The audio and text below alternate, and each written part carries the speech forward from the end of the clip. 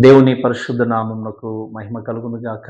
మరి మరొక దినమున ఈ విధంగా మీతో ప్రభువాక్యని పంచుకోవడానికి దేవుడు నాకిచ్చిన అవకాశం బట్టి దేవునికి వందనాలు తెలియజేస్తూ, మరి ఈ సమయంలో ప్రత్యేకంగా మనము ప్రకటన గ్రంథం 14వ అధ్యాయంలో గురించి ఎన్నో విషయాలు నేర్చుకుంటూ వస్తున్నాం. గత వారము 1వ వచనం నుండి 5వ వచనం వరకు గొర్రెపిల్ల మరియు 1,44,000 మందిని గూర్చినటువంటి విషయాలు నేర్చుకుంటూ వచ్చాం. మరి ఈ యొక్క సమయంలో ఇదే ప్రకటన గ్రంథంలో 14వ అధ్యాయము 6వ వచనం నుండి దాదాపుగా మనము 11వ వచనం వరకి ఈ వాక్య భాగాన్ని మనము ఈ సమయంలో ధ్యానం చేస్తూ ముందుకు వెళ్దాం. ఈ యొక్క 14వ అధ్యాయంలో మనకు 6 దేవుని యొక్క దూతలు కనిపిస్తారు. దేవుని యొక్క వర్తమానాన్ని తీసుకొచ్చేటువంటి వ్యక్తులుగా, ప్రభువు యొక్క ఉగ్రతను గూర్చి ప్రస్తావిస్తూ ఆయన తీర్పును క్యారీ చేసేటువంటి వ్యక్తులుగా మనం వాక్య భాగంలో చూస్తాం. కాబట్టి ఈ యొక్క సమయంలో నేను మీతో మాట్లాడాలనుకుంటున్న విషయం ఏంటి అంటే, ద 3 ఏంజెలిక్ మెసెంజర్స్, ముగ్గురు దేవుని యొక్క దూతలు, వారు తీసుకొచ్చినటువంటి సందేశం ఏంటి అనే విషయాన్ని నేను మీతో పంచుకోవాలని ఆశపడుతుంటున్నాను. కాబట్టి ప్రాముఖ్యంగా ఈ ముగ్గురు దేవుని యొక్క దూతల గురించి మాట్లాడినప్పుడు, ఈ ముగ్గురు కూడా డిఫరెంట్ విషయాల్ని వారు సందేశాలుగా తీసుకొని వచ్చి ప్రజలకి వారు తెలియజేస్తున్నారు. ఎందుకు అంటే, యేసుక్రీస్తు యొక్క రాకడ దగ్గరలో ఉంది. ఆయన రావడానికంటే ముందు లోకంలో సంభవింపబోతున్నటువంటి విషయాన్ని ప్రస్తావిస్తూ, మనకు తెలిసి ఇక 14వ అధ్యాయము శ్రమల కాలము, రెండవ భాగం అంటే మహాశ్రమల కాలం టైంలో ఈ యొక్క దేవుని యొక్క దూతలు సందేశాన్ని తీసుకొచ్చినట్టుగా చూస్తాం.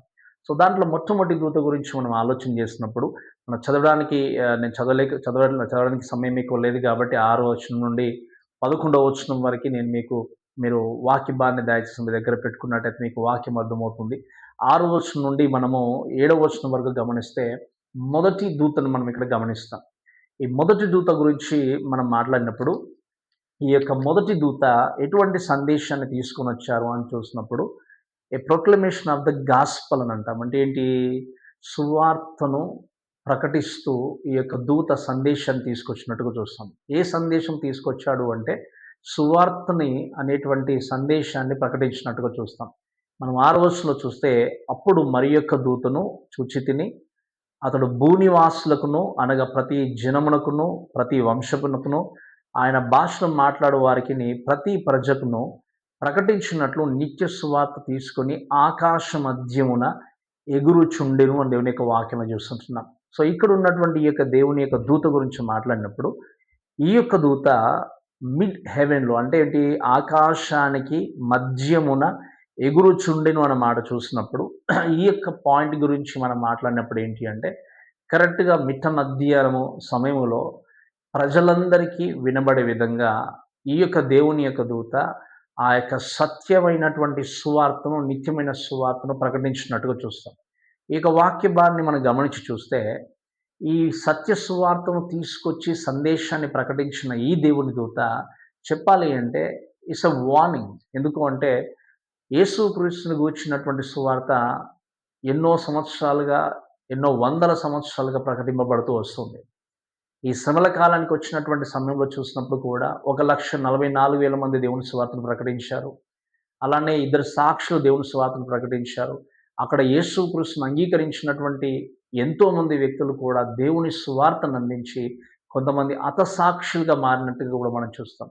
ఈ సువార్తను విన్న తర్వాత కూడా అక్కడ ఉన్నటువంటి జనాంగము ఇంకా క్రీస్తును గూర్చినటువంటి సరైన అవగాహన కలిగి ఉండకుండా దేవుణ్ణి ధిక్కరించినటువంటి స్థితిలో ఉన్నారు. కాబట్టి అటువంటి వారిని ఉద్దేశించి దేవుని యొక్క దూత చివరిగా సర్వలోకానికి ఫైనల్‌గా వార్నింగ్ తీసుకొని వచ్చాడు. ఏంటి అంటే, మీరు ఈ నిత్యమైన సువార్తను వినండి అనేటువంటి మాట ప్రకటిస్తూ ఆ యొక్క దూత మధ్య ఆకాశమున ఎగురుచున్నట్టుగా మనం చూస్తాం. అందుకే మీరు గమనిస్తే వాక్యంలో ఇంకా రాయబడిన విషయం ఏంటి అంటే, ఈ యొక్క నిత్య సువార్త తీసుకొని ఆకాశ మధ్యమున ఎగురుచుండెను అన్న మాట చూస్తున్నాం.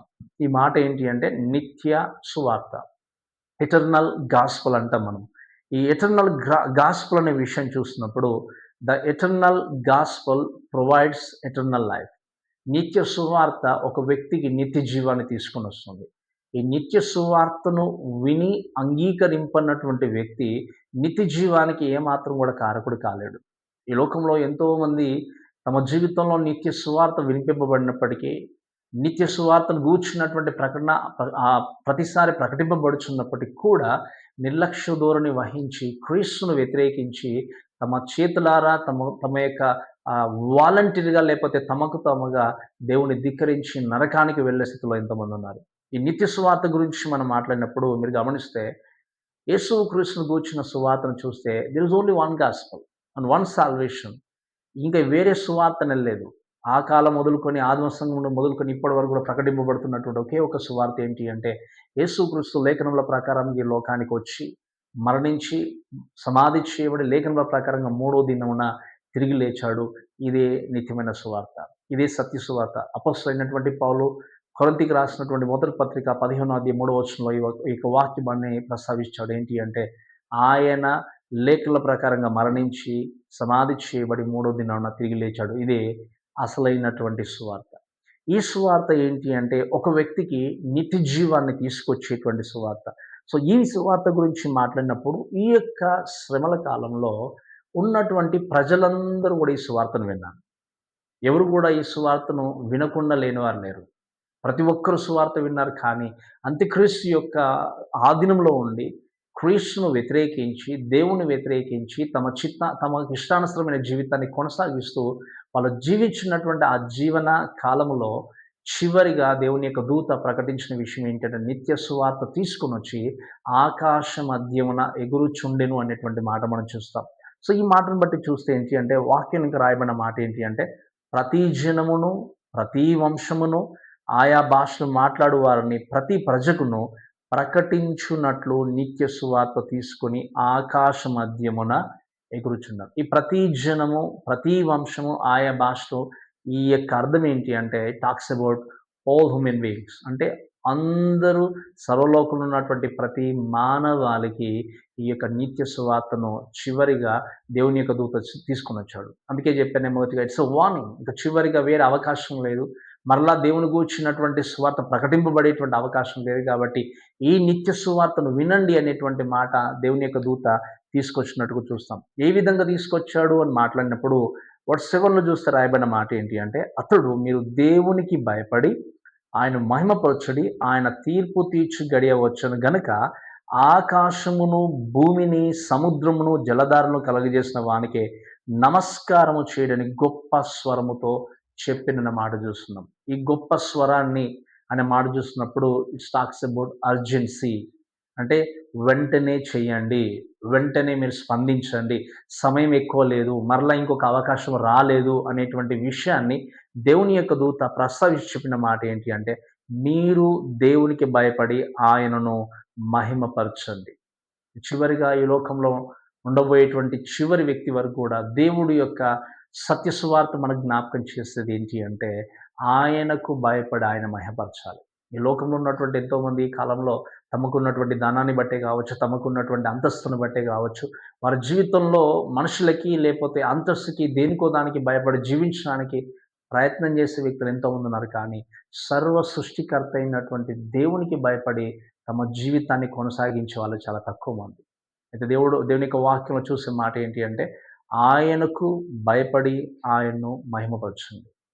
దేవుడు మనల్ని పుట్టించినటువంటి the ultimate reason, the primary purpose ఏంటి అంటే మనకు తెలుసు. ఆయన్ను మనము మహిమపరచాలని, ఆయనతో సరైనటువంటి సహవాసం చేయాలని యేసుక్రీస్తు మనల్ని లోకంలో క్రియేట్ చేశాడు. ఈరోజు ఈ మాటలు వింటున్న ప్రియమైన దేవుని బిడ్డలారా, దేవుడు మరొక్కసారి ఈ మాట ద్వారా జ్ఞాపకం చేసే విషయం ఏంటి అంటే, ఆ సత్య సువార్తను అంగీకరించిన వ్యక్తిగా నీ జీవితాన్ని పరీక్షించుకుంటూ ఒకసారి చెక్ చేసుకోవాల్సింది ఏంటి అంటే, నిజంగా నీ జీవితంలో అన్ని విధాలుగా, అన్ని సమయాల్లో దేవుణ్ణి నీవు మహిమపరుస్తున్నావా లేదా? The ultimate reason that you are here. ఈరోజు ఈ లోకంలో నువ్వు ఈ విధంగా బ్రతికున్నావు అంటే దానికి కారణం ఏంటి అంటే ఆయన మహిమపరచాలని. ఆయన మహిమపరిచేటువంటి విషయమే మనకు ప్రైమరీ పర్పస్. దాని తర్వాతనే లోకంలో ఏదైనా సాధించడమైనా, దేని కొరమైనా జీవించడమైనా, ఇంకేదైనా మనం పని చేసుకోవడానికైనా, పరిగెత్తడానికైనా, ఏది జరగాలన్నా దాని వెనకాల మనల్ని క్రియేట్ చేసినటువంటి సృష్టికర్త యొక్క కృప మన ఎడల ఉంటేనే మనం ఏదైనా చేయగలం. కాబట్టి మొట్టమొదటి దేవుని యొక్క దూత తీసుకొచ్చి తెలియజేసిన విషయం ఏంటి అంటే, the hour of judgment has come. ఆయన ఏమన్నాడు వాక్యంలో చూస్తే, ఆయన తీర్పు తీర్చు గడియ వచ్చింది. అంటే ఏంటి? There is no chance again. No second chance అనేది లేనేలేదు కాబట్టి, తీర్పు తీర్చే అవకాశం వచ్చింది కాబట్టి, ఈ వార్నింగ్‌ను మీరు గుర్తుపెట్టుకొని మీరు మారు మనస్సు పొందితే తప్ప, లేకపోతే జరిగేదేంటి అంటే, మీరు ఖచ్చితంగా దేవుని యొక్క తీర్పులోనికెళ్ళాల్సిందే. ఈ దేవుని యొక్క తీర్పులోనికెళ్ళాల్సిన విషయాన్ని మనం జ్ఞాపకం చేసుకోవాల్సిందేంటి అంటే, fear God, honour God and the one who created heaven and earth. And the sea. ఈ లోకాన్ని సృష్టించిన దేవుడు, సముద్రాన్ని క్రియేట్ చేసిన దేవుడు, ఈ లోకంలో సమస్తాన్ని క్రియేట్ చేసినటువంటి దేవుడికి భయపడి ఆయన మహిమపరచాలి. ఇది చివరి వార్నింగ్. ఒకవేళ ఇది గనక మీరు నిర్లక్ష్యపరిస్తే తప్పకుండా దేవుని యొక్క తీర్పులోనికి వెళ్ళాల్సిందే అనే విషయాన్ని ఇక్కడ ఉన్నటువంటి దేవుని దూత తెలియజేస్తూ వస్తుంటున్నాడు. కాబట్టి ప్రియమైన దేవునిలారా, ఈ యొక్క దేవుని యొక్క దూత ద్వారా మాట్లాడినట్టుగా ఈరోజు నిత్యమైన సువార్త నీ జీవితానికి ప్రతిసారి వినిపింపబడుతుంది. ప్రతి ఆదివారమే కావచ్చు, మిగతా రోజులలోనే కావచ్చు, క్రీస్తుని గూర్చిన నిత్య సువార్త వినిపింపబడినప్పుడు, ఇంకా నిర్లక్ష్య ధోరణి కలిగి ఉండి నువ్వు జీవిస్తే, maybe this will be maybe final warning for you. Maybe ఇదే మీకు చివరి హెచ్చరికనేమో. లేదా మీరు వింటున్నటువంటి మాటలే చివరి హెచ్చరికగా మీకు ఉండొచ్చు. కాబట్టి మీ జీవితాన్ని ఒకసారి పరీక్షించుకొని, ప్రభు యొక్క నిత్య సువార్తను విని, నిత్య జీవానికి పాత్రలు కావాల్సిందిగా నేను మనవి చేస్తున్నాను. ఒకవేళ క్రీస్తుని అంగీకరించిన వ్యక్తులుగా జీవించినట్టయితే, ఇంకా నమ్మకంగా దేవుని కొరకు తప్పకుండా సాక్షులుగా జీవించాలి. కాబట్టి మొట్టమొదటి దూత దేవుని యొక్క నిత్య సువార్తను తీసుకొచ్చినట్టుగా చూస్తున్నాం. రెండవ దూత గురించి మనం చూస్తే వర్స్ 8లో చూస్తాం. మనం ఒకే వచనంలో రాయబడిన విషయం ఏంటి అంటే, వేరొక దూత అనగా రెండవ దూత అతని వెంబడి వచ్చి మహోద్రేకముతో కూడిన తన వ్యభిచార మద్యమును సమస్త జనమునకు త్రాగించిన ఈ మహాబబులోను కూలిపోయెను అని చెప్పెను అనే మాట చూస్తున్నాం.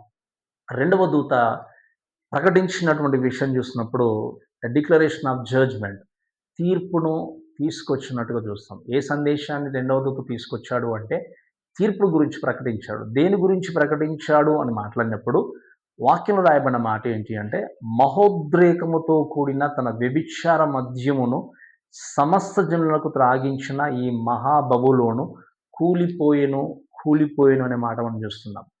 ఫాలెన్ బాబిలోన్ ఏంటి? ఈ మహాబబులోను కూలిపోయిన అనేటువంటి మాట మనం చూస్తున్నాం. ఈ యొక్క కూలిపోయినటువంటి ఈ బబులోను దేశాన్ని గురించి మనం మాట్లాడినప్పుడు, ఈ బబులోను దేశం అంటే ఏంటి అంటే, ఇది ఒక సిటీ గురించి ఇక్కడ ప్రస్తావించలేదు ఈ యొక్క వాక్య భాగంలో. కానీ టాక్స్ అబౌట్ ఏంటి అంటే, world wide Kingdom of anti Christ. అంటే అంత్యక్రీస్తు యొక్క రాజ్యాధికారానికి, అంత్యక్రీస్తు యొక్క అధికారానికి, అంత్యక్రీస్తు యొక్క పరిపాలనకి సూచన ఉన్నట్టుగా చూస్తాం. తాను ప్రతిదాన్ని కూడా తన చేతిలోనికి అధికారాన్ని చేజిక్కించుకొని, మనుషులను భయభ్రాంతులకు గురి చేస్తూ, క్రీస్తుకు వ్యతిరేకంగా జనాన్ని తయారు చేసుకుంటూ వెళ్ళేటువంటి స్థితిలో ఉన్నటువంటి ఈ అంత్యక్రీస్తు యొక్క రాజ్యాధికారాన్ని గురించి ప్రస్తావిస్తూ దేవుని యొక్క దూత ప్రకటించింది ఏంటి అంటే, ఆ బబులోను కూలిపోయిన మాట ప్రకటించినట్టుగా చూస్తాం. సో ఈ వచనాల్లో ఇక్కడ ఈ బబులోను యొక్క దేశము ఈ యొక్క బబులోను అంత్యక్రీస్తు యొక్క రాజ్యాధికారం కూలిపోలేదు. కానీ దీని గురించి ఇంకా చివరిగా 17లో మనము ఇంకా 18లో క్లియర్‌గా మనం నేర్చుకుంటాము. ఏ విధంగా అంత్యక్రీస్తు యొక్క అంతం రాబోతుందనే విషయాన్ని మనం చూస్తాం. అయితే ఈ విషయాలు చూస్తున్నప్పుడు మీరు గమనించేది ఏంటి అంటే, ఈ యొక్క బబులోను దేశం గురించి మాట్లాడినప్పుడు, అంటే ఒకవేళ మనం సిటీ బబులోను యొక్క కైండ్ ఆఫ్ ఏంటి, ఆ కల్చర్‌ని గాని, ఆ నడవడికను కలిగి ఉన్నటువంటి ఈ యొక్క అంత్యక్రీస్తు అసలు ఆ బర్త్ ప్లేస్ అయినటువంటి బబులోను గురించి మనం మాట్లాడినప్పుడు, నిమ్రోదు అనేటువంటి వ్యక్తి ఈ యొక్క బబులోను దేశాన్ని కనుక్కున్నప్పుడు మనకు తెలుసు. ఆదికాండము 10, 11 అధ్యాయాల్లో చూసినప్పుడు ఈ బబులోను అనేటువంటి ఈ ప్రాంతంలో మనం చూస్తే జనులందరినీ కూడా సమకూర్చి బాబేలు గోపురాన్ని బిల్డ్ చేయడానికి ప్రయత్నం చేస్తూ వెళ్తా ఉన్నాడు. ఈ బాబేలు గోపురాన్ని బిల్డ్ చేయడానికి వెళ్తా ఉన్నప్పుడు మనకు తెలుసు ఆ యొక్క స్టోరీ అంతా కూడా. వారు చేసినటువంటి పని ఏంటి అంటే, మన పేరును గొప్ప చేసుకుందాము అనేటువంటి ఆలోచన కొద్దీ దాన్ని బిల్డ్ చేయడం మొదలుపెట్టారు. ఆ టైంలో దేవుడు వచ్చి ఆ బాబేలు గోపురాన్ని కూల్చివేసి వారి యొక్క భాషను తారుమారు చేసినట్టుగా మనం చూస్తాం. సో ఈ విషయాలు మనం అర్థం చేసుకున్నప్పుడు అక్కడ గమనించేది ఏంటి అంటే, ఎందుకు నిజంగా బాబేలు గోపురాన్ని వాళ్ళు కట్టదలిచారు అంటే, పేరును గొప్ప చేసుకుందామని. ఈ విషయం చూసినప్పుడు మీరు వినండి.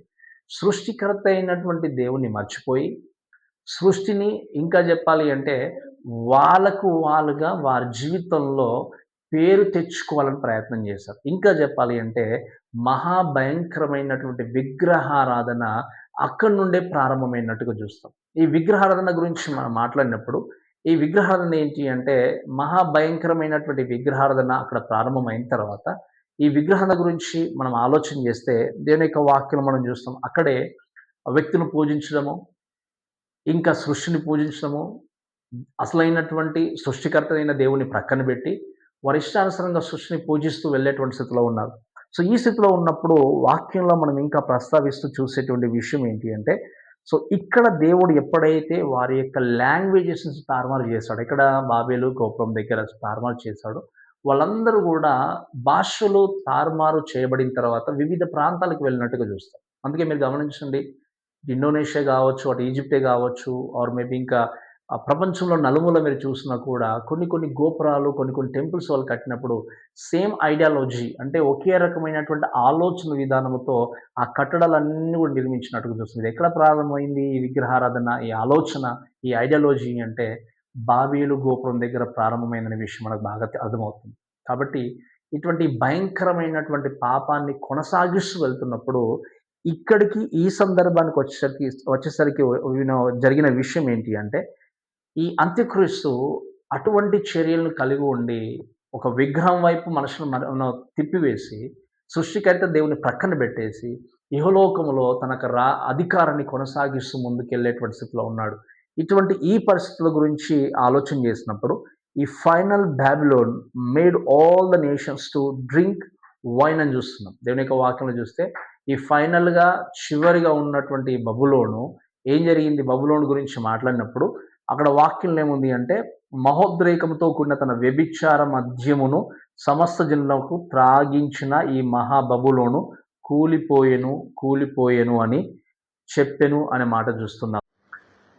ఈ మహా ఉద్రేకముతో కూడిన తన వ్యభిచార మద్యమును సమస్త జనులకు త్రాగించిన అనేటువంటి మాట మనం చూసినప్పుడు, ఈ మాట ఏంటి అంటే మీరు చూడండి, the nations to drink wine అంటే ఏంటి అంటే, ఈ వైన్ అనేటువంటి మాట ఏంటి అంటే ఇమ్మోరాలిటీ, చెడుతనమే కావచ్చు, లోకంలో ఉన్నటువంటి సమస్త కారణమైనటువంటి ఆ చెడుతనాన్ని, ఆ యొక్క తప్పుల్ని వాటన్నిటిని కూడా ఏం చేశాడు అంత్యక్రీస్తు అంటే సమస్త జనులకి త్రాగించినట్టుగా చూస్తాం. బట్ ఈ త్రాగించే విధాన్ని చూసినప్పుడు తన యొక్క ఆ యొక్క పద్ధతిని, తన అధికారాన్ని మొత్తము కూడా సర్వలోకం పైన రుద్దడానికి ప్రయత్నం చేసి దేవునికి వ్యతిరేకంగా ప్రజలందరినీ కూడా నిలబెట్టినట్టుగా చూస్తాం. కాబట్టి దేవుని యొక్క దూత, ఆ రెండవ దూత చెప్పిన విషయం ఏంటంటే, ఈ మహాబబులోను కూలిపోయెను, కూలిపోయెను, ద డివైన్ డిస్ట్రక్షన్ వస్తుంది అనేటువంటి మాట తెలియజేస్తూ ఇక్కడ ఈ వాక్యాన్ని లేకపోతే ఇక దేవుని యొక్క దూత దీనిని గురించి ప్రస్తావించినట్టుగా, సందేశాన్ని తీసుకొని వచ్చినట్టుగా దేవుని యొక్క వాక్యంలో చూస్తాం. కాబట్టి ఈ యొక్క సమయంలో ఈ మాటను బట్టి మనం ఆలోచన చేసేది ఏంటి అంటే, ద ఐడోలట్రీ విగ్రహారాధన అనేది ఎక్కడో ప్రారంభమై అది ఇప్పటికీ కొనసాగుతూ ఈవెన్ చివరిగా అంత్య దినాల్లో మహాభయంకరంగా కూడా దేవుణ్ణి వ్యతిరేకించి, సృష్టికర్తను వ్యతిరేకించి పూజించేటువంటి సమయాల్లో ప్రజలుంటున్నారు. కాబట్టి మనందరం కూడా పర్టిక్యులర్‌గా విశ్వాస జీవితాన్ని కాపాడుకుంటూ మీ జీవితాల్లో తప్పకుండా ఏంటి అంటే దేవుడికి సరైనటువంటి స్థానాన్ని ఇచ్చి తప్పకుండా దేవుని మహిమపరచాలి.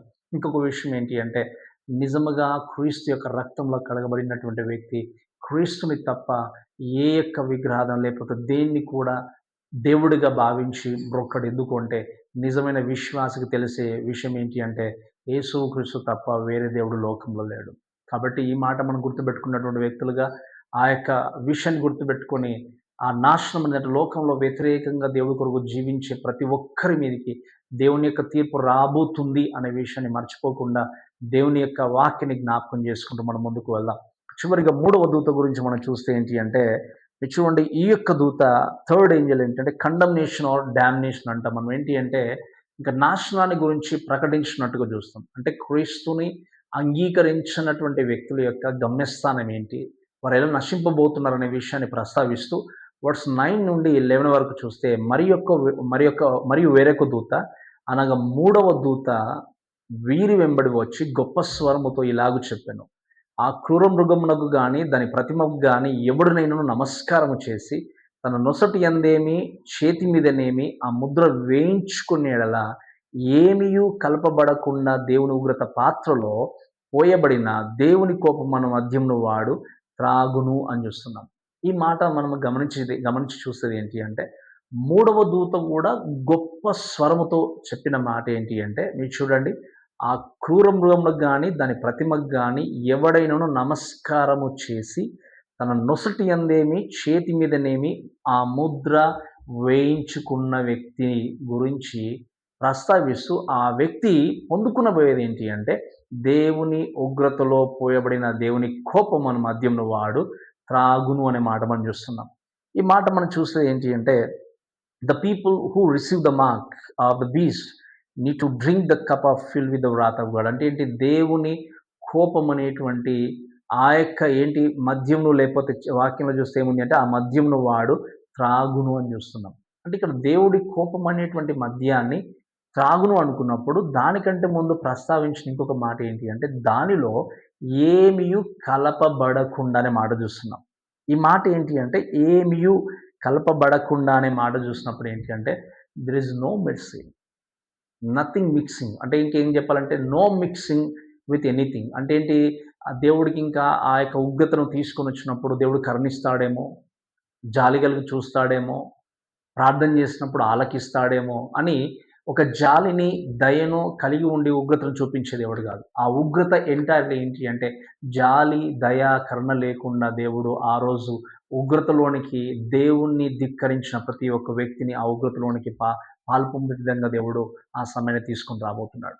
కాబట్టి ప్రేమ దేవుడు ఏక సమయంలో ఈ మాటలు బట్టి మనం ఆలోచన చేస్తే ఏంటి అంటే, అంత్యక్రీస్తు యొక్క జీవితాన్ని ప్రస్తావించినప్పుడు, వారి గురించి మాట్లాడినప్పుడు వాక్యంలో మనం చూస్తున్నట్టుగా ఆ వ్యభిచార మద్యమును సమస్త జనులకు త్రాగించాడు అన్నట్టుగా చూసినప్పుడు, ఈ యొక్క అంత్యక్రీస్తు ఏర్పాటు చేసిన ఆ చెడుతనాన్ని, ఆ యొక్క ఇమ్మోరాలిటీ ప్రజలు వాలంటీర్‌గా, లేకపోతే వాళ్ళకు వాళ్ళుగా స్వతంత్రంగా ఇష్టముతో దాన్ని ఏం చేశారు, ఫాలో చేస్తూ, త్రాగుతూ, లేకపోతే దాన్ని అనుభవించినట్టుగా చూస్తాం. బట్ ఇక్కడ దేవుని ఉగ్రతలో వారు తప్పకుండా దాన్ని త్రాగాలి అన్న మాట చూసినప్పుడు, ఇక్కడ విల్లింగ్‌నెస్ గాని, వాలంటరీ అనేది పనిచేయదు. ఎందుకు అంటే, ఒకవేళ మాకిష్టం లేదు ప్రభువు అంటే ఊరుకునే దేవుడు కాదు. ఎందుకంటే ఖచ్చితంగా ఫోర్స్‌ఫుల్‌గా ప్రతి ఒక్కరు దేవుని ఉగ్రతలో పాల్పొంపులు పొందుకోవాల్సింది ఎవరు అంటే, క్రీస్తును సొంత రక్షకునిగా విశ్వసించిన వ్యక్తులు. అంత్యక్రీస్తు యొక్క ముద్రను వేసుకున్నటువంటి వ్యక్తులు ఈ దేవుని ఉగ్రతలో తప్పకుండా పాల్పొంపులు పొందాలి.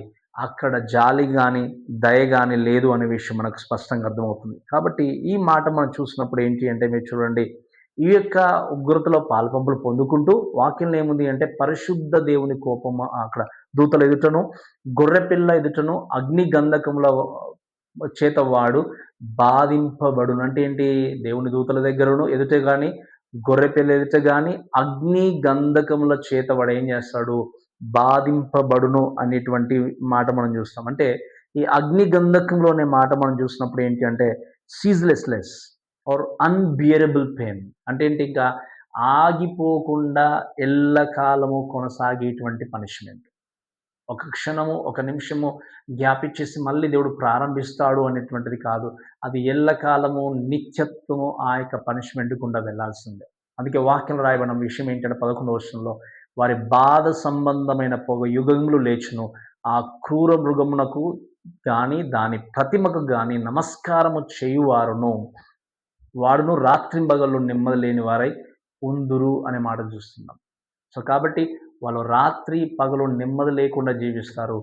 వారు అనుభవించేటువంటి ఆ బాధ యుగయుగములు కూడా ఆ యొక్క బాధ సంబంధమైనటువంటి పొగ కనబడునటువంటి మాట చూస్తున్నాం. అంటే ఏంటి దీని అర్థము అంటే, నేను చెప్పినట్టుగా సీజ్‌లెస్ పనిష్మెంట్ ఆర్ అన్‌బియరబుల్ పనిష్మెంట్.